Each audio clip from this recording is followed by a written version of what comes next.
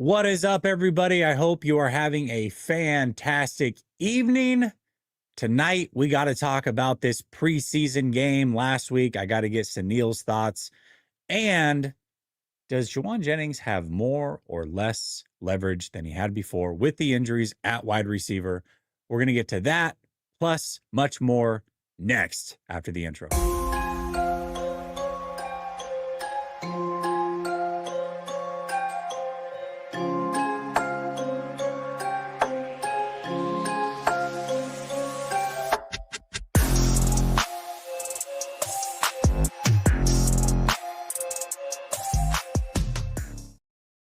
All right. Welcome back to Last Second Sports, where we are giving you our take down to the last second. Sunil, my guy, 2 weeks in a row, we made it, man. It feels like forever. What's up, buddy? How you doing? Two things. One, I made it into the thumbnail, so I'm feeling grateful and official with that. Two, Yeah. it's not a show unless something's going wrong, and I feel like something's going on with my camera and whatnot, so I want to apologize ahead of time. But look, it's when I come on, there's always going to be something that's off. Hopefully, that's the only thing that's off today. Well, the intro is off too. I completely messed it up. I usually say I'm with my guy, so real, Sunil, and See? I don't. It's your camera's fault, man. I blame that. Actually, yeah, Let's just, it's you not know my what? fault. I didn't do nothing wrong. Yeah. I mean, the one thing that won't be off are these takes. So let's get to it. All right. Sounds good. I appreciate it.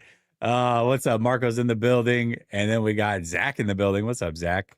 Can't wait to see you in LA for the game. All right, brother, let's get into it. I talked a little bit about the preseason on Monday with Coach. I actually didn't get it into most of what I even wanted to cover. So I'm glad that I've got you on here because I think there was a lot that we could take away from that game. And you always have some really good insights, usually things that I didn't even think about. So what are some of the takes that you had from that game, good or bad, maybe indifferent, wherever you're at? Take it away, Yeah, I brother. mean, we talked last week about what we're really looking for Mhm. as far as to assess from this game. Not having the starters out there, like with running multiple series and things like that, it's really tough to know how the team looks. But the one thing that I did mention, and you also reiterated the sentiment, is like we just wanted to see that energy and that level of competitiveness from all levels of the team, right? We wanted to see, is that culture back of just like smash mouth football, and really see, especially from the defensive side, now that Salah is back, like, is that energy going to come back? And are we going to see the second string, the third string guys be flying around and really, show that intensity that we've come accustomed to as far as defenses from the 49ers that have competed and where we've had our long runs into the playoffs and, made Super Bowls and things like that. And to be honest, man, I gotta say I saw that.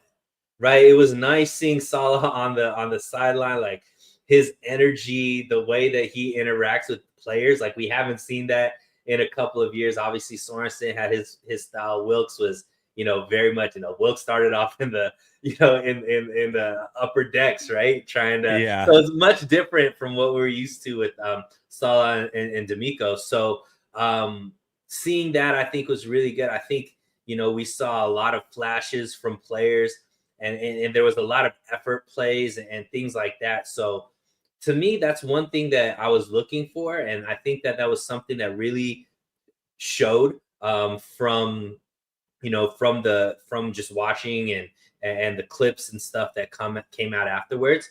So that's the one thing that really stood out to me, Jesse. One thing that I was looking for and was pleasantly surprised that it's there. Yeah, and that's a really good point because we did both bring that up. And we can talk about the score, it was like what, 30-9 or whatever. But the reality was the 49ers started with their second team defense and second team offense against starters on both Mhm. sides for Denver. And at the end of that first quarter, it was 9-0 49ers, which means the second team of the 49ers outdid the first team of the Broncos which to me is a big deal. I don't think it says much about like, oh, the Broncos are going to be bad or whatever. I genuinely think that the Broncos are one of those teams that if the big three in the AFC didn't make it to the Super Bowl, the Broncos would probably be my fourth choice. I just think they have so much depth, so much talent, really well coached, great defense. And so for the 49ers to just come out and beat that team 9-0, and you could tell that Knicks and the Broncos were trying to take shots early, almost as if, all right, we're going to go out there, we'll go score on drive one, maybe go score on drive two, and then we'll pull these starters because they were taking shots down the field almost in a disrespectful manner. Like, oh, it's the Mhm. second string. We can just go out there and do whatever we want. But the reality was the 49ers defense especially was game. I mean, you had Chase Lucas knocking down footballs left and right. So it was just a really, really good thing to see. It wasn't perfect by any means. Some of the things that I looked at that need to be cleaned up is as good as the defensive tackle rookies looked, none of them, none of those guys on the defensive line, period, were generating pressure at all. I mean, it was just like they weren't getting to the quarterback. Bo Nix could sit back there in camp. Now, again, it's second stringers versus first, but these rookies are going to be expected to play a lot. And Huff, actually, I think was one of the more disappointing players. This is a guy who's supposed to be brought in as a rotational pass rusher, maybe that NASCAR package on down three or down four if it gets to that. And he wasn't able to do anything. He was just flummoxed out there. So it wasn't all great, but most of it was good. And I think for me, one of the things that I saw too, you talk about physicality, you talked about it in a different manner than what I'm about to. But when you look at the rookies for the 49ers, they all look like they belong in the NFL. Not Mhm. one of them looks like they're undersized or, hey, they need to get their football body, their NFL football body ready. A lot of guys are like that. And even good players, guys that I've liked in the past. Evan Anderson, I think, is a good example. I think could be a good rotational player. I think his rookie year, he just looked massively overweight and had to put on muscle and lose some of that body fat.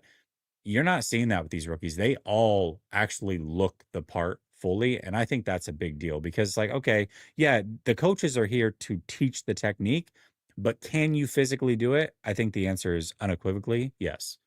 Yeah, and I think the 49ers have done, much better of a job over the past, few seasons when they're drafting about finding 49er type guys, right? And Mm, I think this is a sentiment to that. And we were kind of mentioning last week too, Jesse, like hearing so many good reports coming out of training camp about the rookies is something that we're not used to, right? We're used to, hey, these guys have some talent, like they're showing flashes, but they're still a work in progress, right? They're still a project. They're still, they're like you mentioned, they have to develop this, that, and the other thing. mhm. That's not what the case is for some of these rookies, right? We're hearing these guys are going to be impact players from day one. It looks like Upton Stout has already solidified himself as the starting nickel. We got McKells that's supposed to come out and be a starter. Like that's, I think, something that obviously it doesn't. I mean, we're maybe going a little bit off topic, but those are the things that I think are very give me optimism about the team because those are like you mentioned. I mean, rookies are going to have to play a big role whether or not this team makes it. It is competitive this season or not. It's going to be based off of can these rookies pull their weight so that they're not at least weaknesses that opposing teams can take advantage of. And it seems like at least they, like you said, are up to the task. Now it's about just executing during the regular season. Well, when we talk about that physicality, I mean, you definitely yes, they weren't able to get home as far as a pass rush goes, but dude, there was no running lanes Yeah, at all for the Broncos. And again, that was their number one offensive line out there. They couldn't generate any open holes with Alfred Collins and these guys out there, CJ West. These guys are Khalil. really as advertised. Kalia Davis, all of them. I mean, they're all big guys, but they're strong. They're in great shape. Collins again. People are kind of ripping him like, oh, he doesn't have any pass rush moves. I don't care. He was a second round pick. He's a big body guy that was brought in to be just that. Can you Right. be a space eater? And the answer is yes, he can. And that's all that the 49ers need from him. So be that guy. And if you were gonna look at, if you want, like honestly, Jesse, if we were gonna say, what would we rather see out of these kind of backups and these guys that are gonna come in and just play situationally, not be like full time starters? Mhm. If I were to ask you, would you rather them be stout against the run or great at creating pressures? Obviously, the answer is both. But if you had to just choose one or the other, knowing who our starters are on the defensive line, which one would you want them to do? Oh, I would definitely prefer just stop the run game. Right? Because that's the biggest hole that we had as a Yep. defense, consistently, right? So the Yep. fact that they're able to do that without a Bosa on there, without Fred Warner and D Winters and stuff in the on that defensive side, to me that's something to be optimistic about because obviously we know we have starters that can help generate the rush. Everything from the training camp that we've been noticing, it's been kind of hush hush, but you're seeing, I think Salah has some exotic ways to create pass rush and things like that as well. That obviously is not going to show in preseason games, but I'm not as worried about pressures. I think we going into this season, we are worrying, hey, can they stop the run? And at least from the first preseason game, it's at least shows that it's trending in a positive way for that. Yeah, I mean, the other thing too is exactly what you brought up, the exotic pressures. This is there's a vision that I got for the team as soon as they went through this draft. The vision was extremely clear to me. You drafted guys like Upton Stout and Nick Martin, who are pretty dang good blitzers. So, all right, you pair that with a bunch of guys who aren't necessarily pure pass rushers up front, but are stout in the run game. That tells me that you're trying to get teams in third and six and longer, and then you're going to manufacture pressure. And there's nothing wrong with that because on third down, you don't want to sit back anyways on third down and long. You want to generate that pressure and force mistakes. And that's exactly what Robert Saleh is going to do. That's what the vision was. And you got guys like Michael Williams who may not generate a lot of pass rush as a rookie, but he'll learn, he'll get better. So I just think it is easier to generate a pass rush for sure on third downs with doing some of the exotic stuff versus stopping the run. You either have those guys or you don't. And the 49ers clearly do have those guys to stop the run finally. Yeah, and I mean, it's a lot. Excuse me. It's a lot easier for a defensive lineman to get pressures when the defense is focused on Nick Bosa on the other side, right? So like Nick Bosa is going to change the way the offensive line plays against our defensive line, and yeah, I mean obviously, look, there needs to be execution. We're all talking about hypothetically and potentially and things like that. But I think from what you can gain from a preseason game where most of your starters, none of your starters are playing, I would give it a passing grade. Let's just put it that Absolutely. And I think I know where you're leaning on this one. And we don't call you optimistic, Sunil, for nothing. But way. are you more or less optimistic after preseason game one about the 49ers? Why and why not? Yeah, you know what? I'll put it this way because Yeah. I would push if I was a betting man, I'd push right now and be like neither. But I will say I'm cautiously optimistic Okay. because I do think that everything we mentioned, right, from what you can gain from seeing your backups play, they did really really well. Like you mentioned, they were going up against an offense that was playing their starters that have visions of being in the Super Bowl. Like nobody on Denver Hmm. is looking to just make the playoffs. They're thinking Super Bowl or bust over there. So the fact that our second, our backups were able to play so stout against them, I think keeps me cautiously optimistic. I can't like say, oh, hey, book it Super Bowl, because it's like Of course. obviously, Denver is not playing their best, or it's their first game, first preseason game as well. So cautiously optimistic, I would say. Yeah, and Marco brings up a good point. Denver was a bit vanilla. They were just taking shots downfield. Clearly, they were working on things. But to me, That's fine, but there's still battles that happen in the trenches. And I just felt like for a second string defensive line for the most part against a number, I mean, I think they were a top 10 rated offensive line last year and they had their starters in. We saw what we hoped we would see, which is being able to contain the run, stop the run, really. I mean, Harvey had no running lanes. In fact, Denver Bronco fans left a lot of them panicking about Harvey as a rookie. And when you really go watch it, it's like, well, what was he supposed to do? There was no holes for him to run through. He every time he would get to where the hole was supposed to be, it wasn't there, and he'd bounce it outside and he would actually make something happen. I thought Harvey looked good.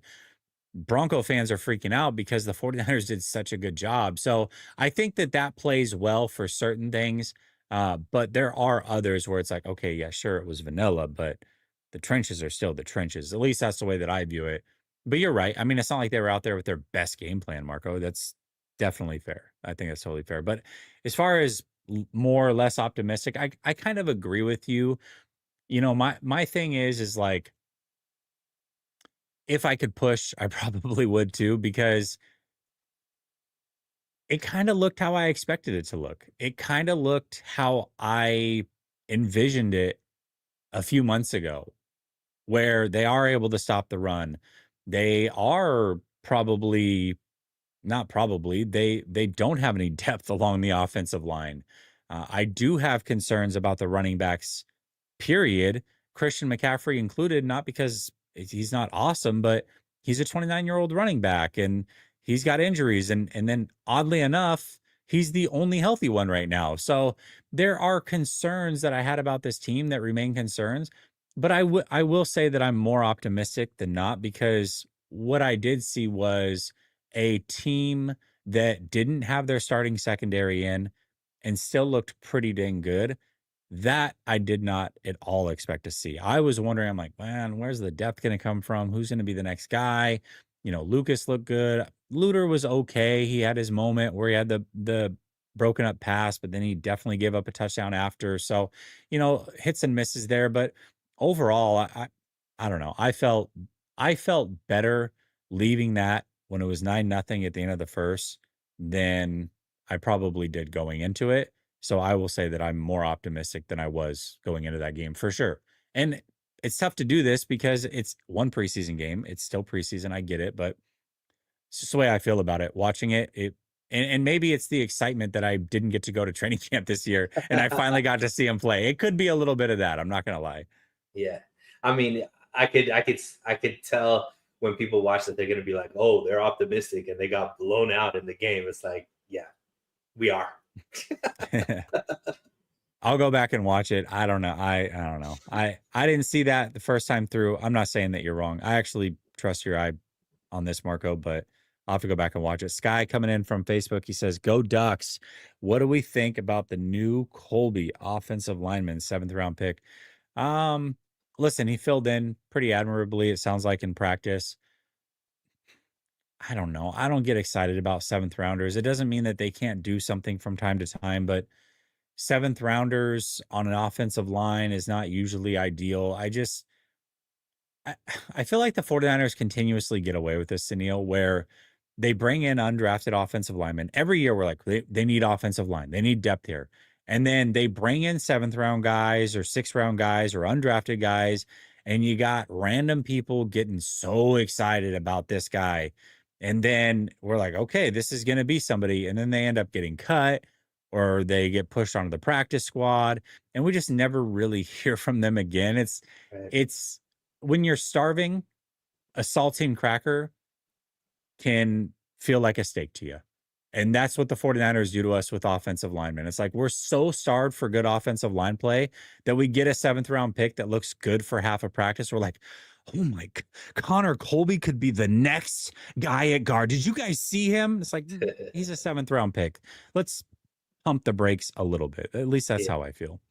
And I mean, I think that I think that's the easiest storyline and narrative because obviously the 49ers haven't invested, first or second round pick in an offensive line in quite some time since McGlinchey, right? I Yeah. guess no, since Aaron Banks, but one thing that I think it's just a philosophy thing with Lynch and Shanahan, and clearly most of the fan base isn't on board with it, but they look for guys that can do a certain thing. They don't really care, you know, talent wise or whatever. It's like, can you do XYZ? And clearly they feel like the guys that they have can do XYZ.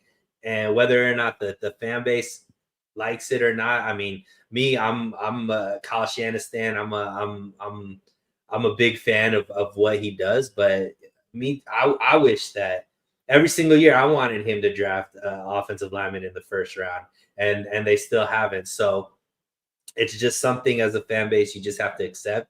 They look at it and they say, hey, this offensive line hasn't necessarily been the reason why we haven't been able to compete and why we haven't been able to be dominant.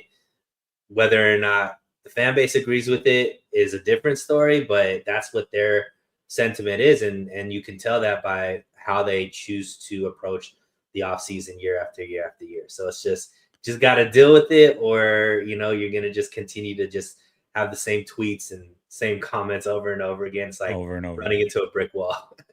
Yeah, it really is. And I mean, this is a great comment, except for the fact I had a third round grade on Brock Purdy, and I thought the league got it wrong. So that, it's one thing to that doesn't mean that seventh round picks don't ever turn out. And obviously Brock is a great example of that on the surface. But again, I had a third round grade on Brock, and the league clearly didn't. They disagreed, and I think the league was clearly wrong. So um and then Jeebus says Nick Bonito was drafted 3 picks after Drake Jackson. Yeah, he was.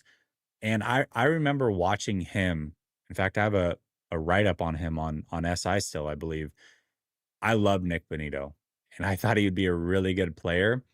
I did think that there was almost zero chance he would be a 49er, though, because a lot of his college film, he rushed from a 2-point stance.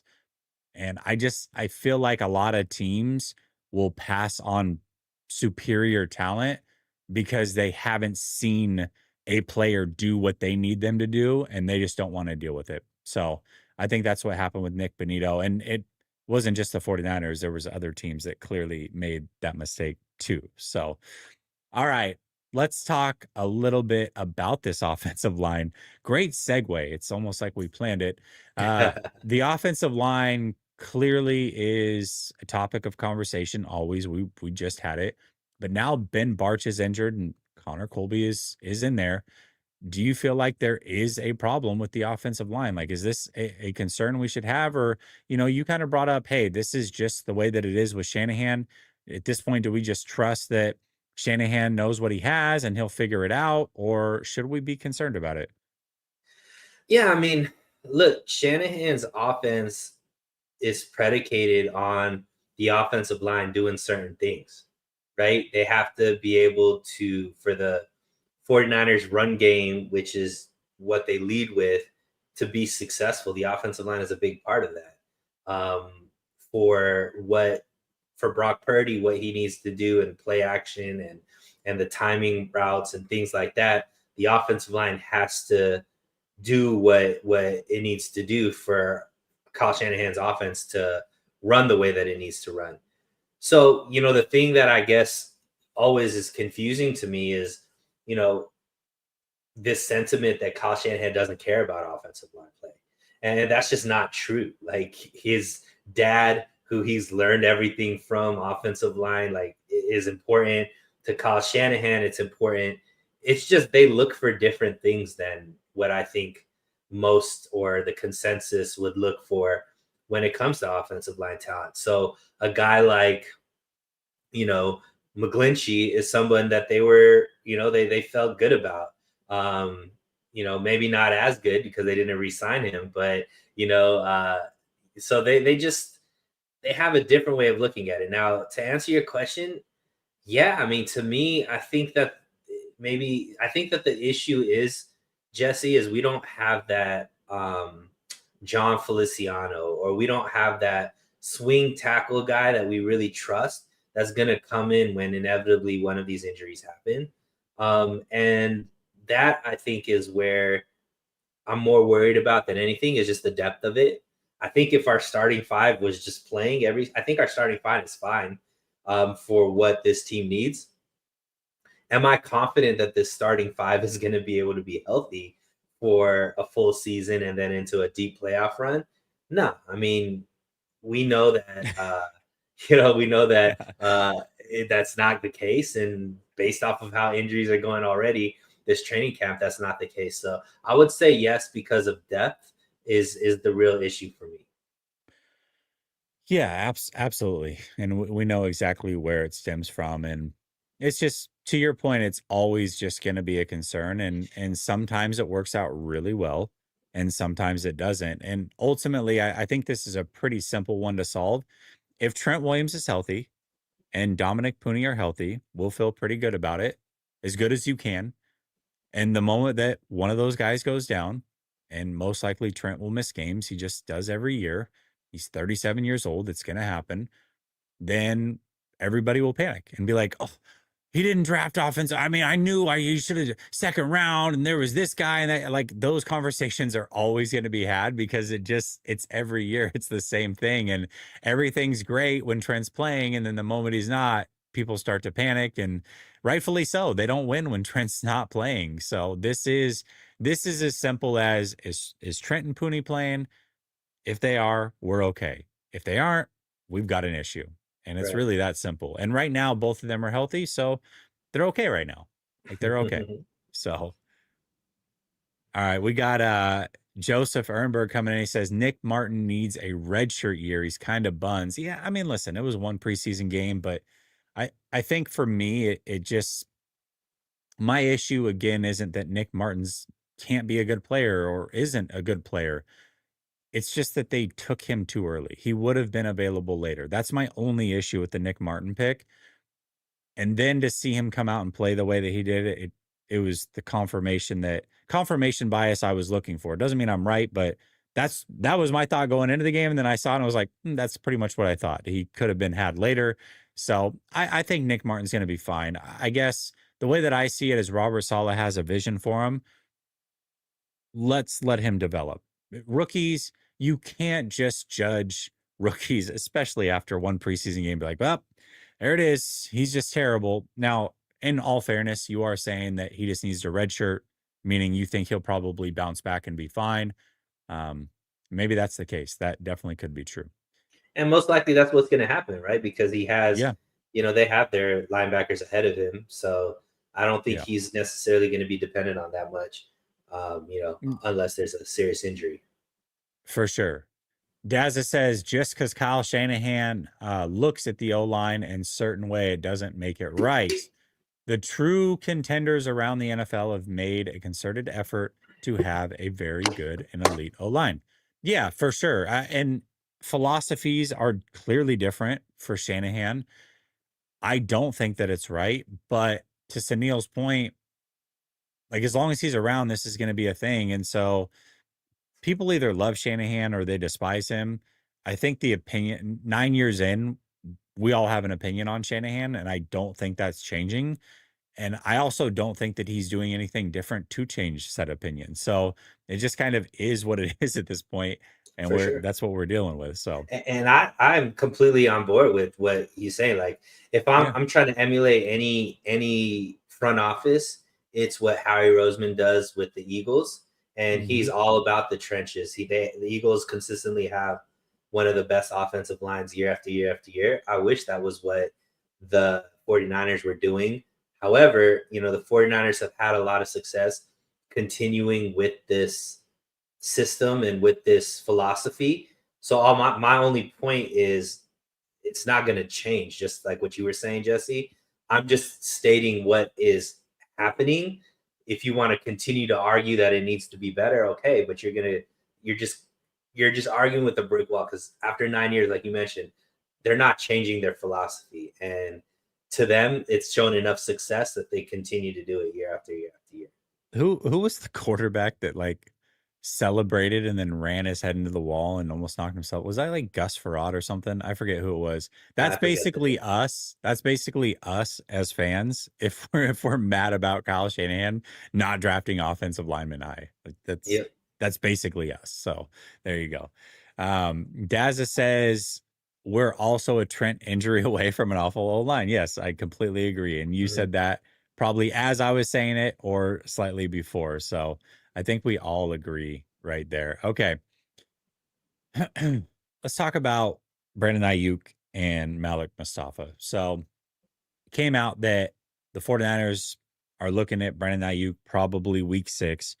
I imagine he starts the season on pup. The only reason he won't play week 5 is because it's a Thursday night football game. So week 6 is the targeted date. I think that's fair for him. I don't know. There was some rumors that he might play week 1, kind of see about that. And then Malik Mustafa, I think there's still some questions out there. From what I understand is he actually could be physically cleared to play week 1, but the 49ers, much like they're doing with Ayuk, really do prefer to just give them the 4 weeks and not put pressure on him. He's actually going to be targeting that Thursday game, the week 5 game. Now, I don't know if the 49ers will let him, if they'll do the same thing they're doing with Ayuk, but he plans on playing week 5. So, just in general, like when you look at the Ayuk and Mustafa thing, and you may want to take this a completely different direction. I know this was the topic that you brought up, one of the topics you brought up, but one of the questions I have is how much better do you think those two players make this team? And if it's significantly better, how ugly could it get weeks 1 through 5 because of that? Well, I think anybody would be ignorant to say that they don't make the team significantly better, right? They're both Mhm. bona fide starters on this team. Definitely, Ayuk is bona fide number one wide receiver on this team. And Mustafa, based off of what he did last season, is if not the best safety, like at least top two of the safeties that the 49ers have. So them being there obviously is extremely important. How ugly can it get? I think that it'll be uglier on offense than it will be on defense. So what I mean by that is I think that Salah has more to work with on the defensive side that could potentially hold like be able to plug up that hole for 4 or 5 weeks till they could get him in the lineup. I don't know so much on the offensive side, right? Like especially with the other injuries that are happening. Who is that replacement for Ayuk? Because it's if Jennings is going to be there, then maybe I'm a little more confident. But a calf injury, if that's a real injury, we saw what happened with the calf injury last time. One of our important skill players was dealing with the calf injury, and that was CMC, who ended up basically missing the whole season. So to me, it could be ugly on the offensive side more than the defensive side with those. But yeah, I mean, the thing that really stood out to me with that, and I mean, obviously, Kyle Shanahan talks in a specific type of way. And he said, week 6 is what we're targeting, but that could mean week 5, that could mean week 10, right? And if it's week 10, Jesse, like, I don't know. Like, that's a long time.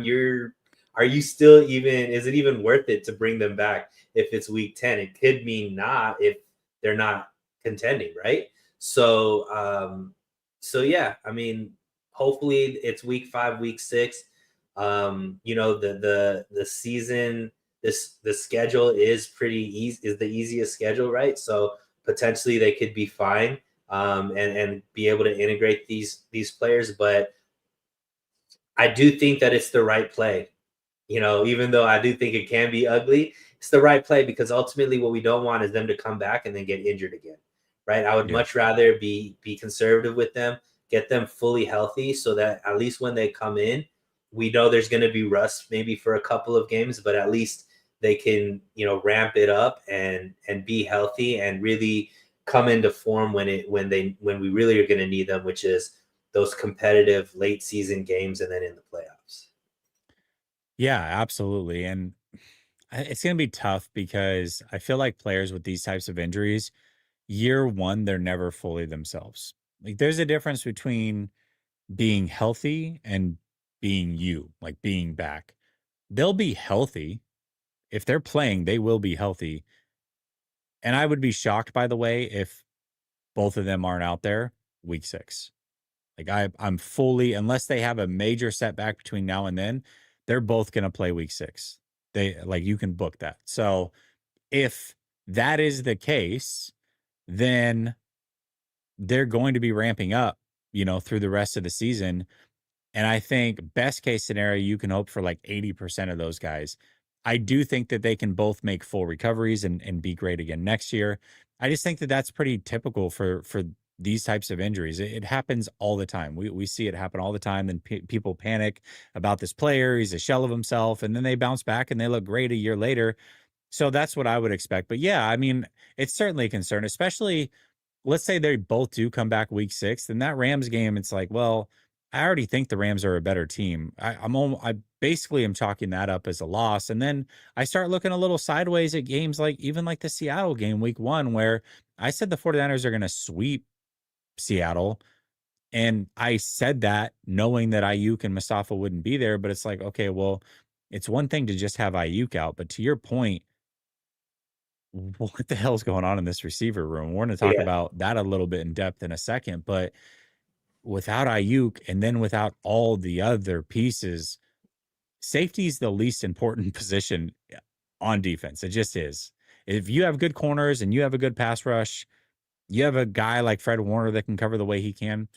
If you put 2 high safeties out there, they're going to be fine. It doesn't really much matter who they are as long as they're decent players. They don't have to be elite or anything like that. Like, can they at least play in this league? Then you'll probably be okay.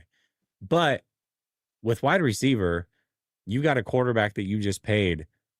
Man, you would hate for him to not have some guys to throw to. And it's like, well, Demarcus Robinson's going to have his suspension. Ayuk's certainly going to miss that game. Pearsall, can you really trust him to stay healthy? Cowling, same thing. Watkins has a high ankle sprain now. Jennings has a calf pull. Who the hell's going to be out there week 1? right. That could be a real disaster. And I don't care how great Kyle Shanahan is at play design and play calling. You got to have guys to throw the football to. And if you allow defenses to not respect your receivers at all, which could be a possibility here, then the greatness of Kittle and CMC really won't matter much in the pass game when they're just getting double teamed constantly. So Sure. it And just it makes it really hard.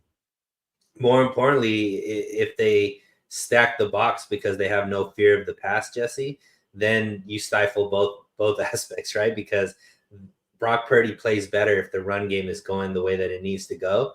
But if there's no fear of the guys on the outside that they're going to be able to get open and whatnot, then they're just going to focus on CMC and the run game, and the whole offense will look stagnant. So yeah, that's I think what the biggest fear is who are they going to be throwing the ball to? And there's only one healthy receiver, right? Which is Ricky Pearsall, and then Yeah. a whole bunch of guys that they're just bringing in. And I tweeted this, and I think is it the next topic, the wide receiver room? Yeah. Okay, We can just because I roll right want. into it if you want. Yeah, no, that's why. Because I tweeted and I was like, it's perplexing to me the guys that they're bringing in because there is still some talent out there, right? There's Gabe Davis, there's Amari Cooper, like there's guys out there that can you've seen be at least effective that are still not signed, and they're bringing in guys like chosen and Robbie, I know him as Robbie Anderson, but like, the chosen one or Chosen whatever, Anderson. Yeah. chosen Yeah. Anderson or whatever his name is right now. Like, he's good, but I mean, he's okay. But I Oh, mean, he's like, all I don't, right. yeah, I don't. It makes me think that they have like either they don't think these injuries are that serious, or maybe there's a play that's happening that we just don't know about, which would be ridiculous to think this deep into, we're starting preseason that they don't have something. But I'm really confused as far as why they haven't brought in like someone that is very dependable with this receiver room as bleak as it is right now. Yeah, that's actually a really, really good question by you. And I mean, to me, the way that I see it is I, they can say what they want. Oh, yeah, we always want to win a Super Bowl. That's all fluff. Every team can say that. The 49ers know they're not winning a Super Bowl this year. And I don't think there's literally nothing wrong with that. You can't be contenders for a Super Bowl every single year. It's not realistic unless you have one of the greatest quarterbacks of all time at the helm. And very few teams have that throughout the course of history, even. So, yeah, Kansas City can say they're contenders every year. Okay, cool. But the 49ers, like most teams, don't have that. So, if that's the case, you have to take steps backwards in order to take steps forward again. What the 49ers did this offseason was absolutely brilliant in cutting all that dead cap space and preparing for next offseason.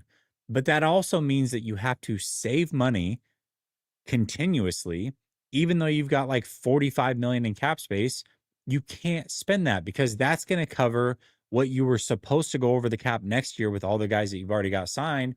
And then you want all that other money to come off the books to help you out so that you can go attack free agency and then look at what this team is, assess the rookies, assess the second year players, and then have a game plan going into free agency and then the draft. There's, like I said, there's nothing wrong with it. I love the plan. I think it's the right thing to do. I thought they should have done it last offseason and people thought I was crazy. Well, here we are this offseason. Eventually, you have to take the licks, and that's what they're doing. So, for them to make the playoffs, which is should be an expectation, this roster's still good enough for that. The schedule is still easy enough for that. You are supposed to have a very good, if not elite quarterback, at least a franchise caliber guy that you paid. And the coaching staff said is amazing. So there should be no excuses to make the playoffs.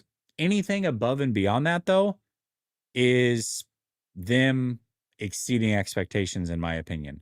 If they go and they win a playoff game, you had a way better season than what I expected. But should you win at least 10 games? Yes. Should you make the playoffs? Yes. So it, I don't think there's nothing wrong with a team in this state of mind. This is the right state of mind to be in my opinion.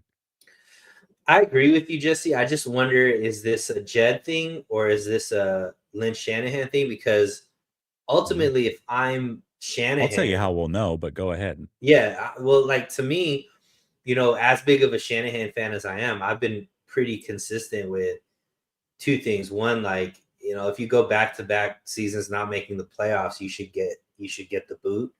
And I think also after 10 years, if you still haven't won a Super Bowl, like, dude, like what else can they give you? And I think Jed And York has given. you've had more losing seasons than winning seasons. Sure. Yeah. And I think Jed York hasn't been the issue. And what I mean by that is like he's given this regime the blank check. Like whatever they wanted, he's Yeah. given them, right? So like to me, the retooling, I don't know if can Kyle Shanahan and Lynch like feel like safe knowing that it's a retool year that they're gonna be able to come back. I know they're signed through I think the next few seasons or whatnot, but Well, yeah, I think I think this is Lynch's last year of his contract. I'm pretty sure. I Could thought be they mistaken lined up about that. their extensions to be no, They it's were not. 1 year off, I think. I think Oh, there okay, was one okay. year, yeah, which was Yeah, so weird, that's but what's interesting to me because I think like last earlier, I think at the end of last season, I was talking about this based off of some of the things that was coming off and what Jed. I think Jed York is keeping his options open for the first time. When what I mean by that is like he's looking to say, hey, if this regime doesn't do it this season, then I need to be as appealing as possible to attract the next top guy or whatever it is. And that's what I look at it more as mm. saving the money, making sure you have cap space. They're not trading any picks. They're not doing any of that kind of stuff. I know like signing the quarterback long term sometimes can be a negative if not everybody's high on that Yeah, quarterback. But but they also have a lot of flexibility in that contract. I mean, it yeah, really is a 1 year extension is basically what they gave him. so that's what I really think of this is because I don't think this is a Kyle Shanahan and John Lynch. Like, to me, it doesn't make sense for them to hold on to $45 million, knowing that we could be fired next season, right?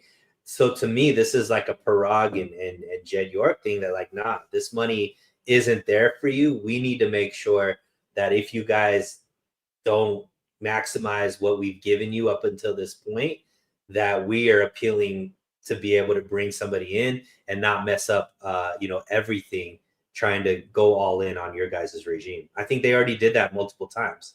So It does feel that way. I agree with you. And the only way we're truly going to know, Sunil, and I don't know that this scenario is going to play out, but the only way that we would truly know is if they don't make the playoffs. And if they both keep their job, then we know that it was a Shanahan Lynch thing. If they don't make the playoffs and they lose their job, then we absolutely know that it was a Jed York thing. yeah, So not making the playoffs is the only way that we find the true answer to this, I believe. yeah. And I mean, maybe some of the fan base needs to be rooting for that if they hate this regime so much. I Yeah. personally think that whether or not it's the whole regime, at least some of the regime needs to be gone. And if you're saying John Lynch is up after this season, I think a new GM could definitely be the right move for the 49ers. Yeah. Well, and I think for me, I don't think I I wouldn't think that they would both be fired at the same time. I always said that you would know that Shanahan's on the hot seat when Lynch got fired, but who knows? I mean, 5 losing seasons in 9 years is 5 losing seasons in 9 years if that were to happen. So Right. Joseph says BA shouldn't play all season. He's got a whole new knee. We'll leave that up to the doctors, brother. I don't know. All day, every day. Kim says, how could anyone believe in Kyle winning a Super Bowl? Like, think about it. It's not that he's lost. It's the way he's lost. Okay. So I get you.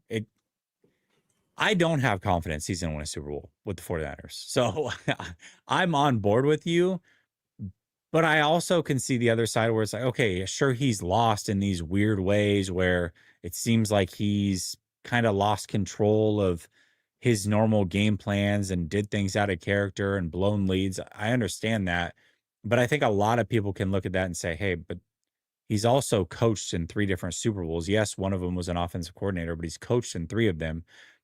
None of them were blowouts. They were all very close games against the best of the best quarterbacks. We're talking about number 1 and number 2 all time, most likely.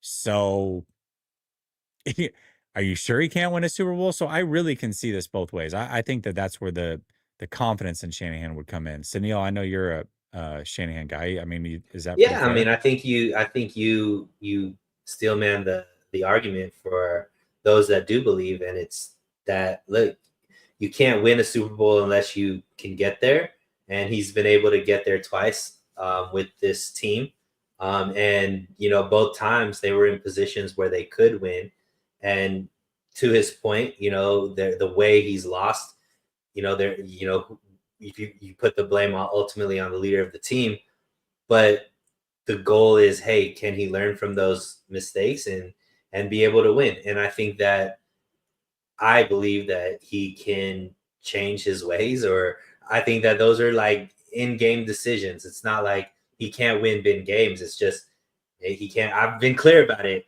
Andy Reid and Spagnola and Mahomes as a trio, they just got Shanahan's number, man. And they have a lot Yep. of teams' numbers. It's not just him. There's a lot of great players and a lot of great coaches that can't beat that trio. So yeah, I mean that's how I see it.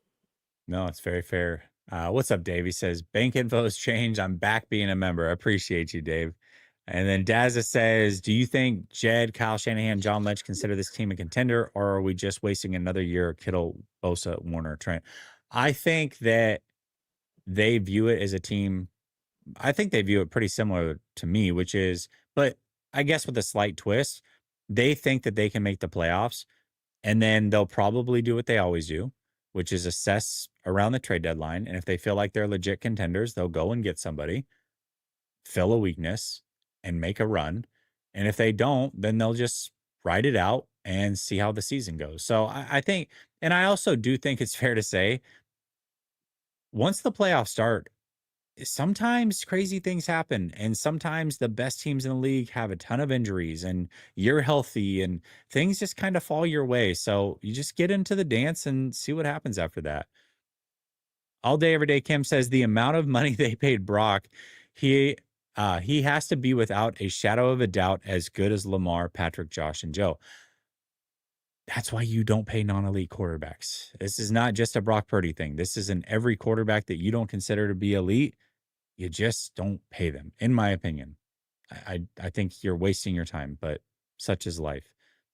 Dave says, Lyle has earned the L. Sala is my hope for this year. As a Niners fan, we never want a down year, but I have zero faith left in that guy. But maybe all that changes all the changes to the coaching staff puts them over the top. Yeah, man. I think, there's a bunch of you actually that don't believe in Kyle Shanahan. And I don't know. I'm just kind of in between on him. I think for me, I'm not the biggest fan of Kyle, the leader, how smug he comes across. Those things kind of irritate me, but I really don't care as long as they're winning. And you can't deny that he's done a good job. 4 NFC championship games, 2 Super Bowls. Like, it's pretty good, man. I get it. Like, they haven't won a Super Bowl, but I will guarantee you right now, there's a big chunk of the Buffalo Bills fan base that wants Sean McDermott fired for the same reason that they can't beat Kansas City, just like the 49ers can't. And I would also bet that there's a big chunk of the Ravens fan base that wants Harbaugh fired for the same reason they can't get over the hump and win a Super Bowl. So, are those guys bad head coaches? I mean, I look at Harbaugh. I think he's one of the best coaches in the league. So, the grass is always greener until it isn't. I don't know, man. It's this one's tough. But if they have another losing season, I agree. It's just time to move on. All right, Sunil, we were going to go in a different direction with the wide receiver thing, but got to get the kiddos to bed. So I appreciate you as always for coming in. I didn't keep my promise. I had my promise. I had copied the link to your show. You know what? I don't care. I'm going to do it right now. Ooh. Take 2 seconds here. 2 seconds.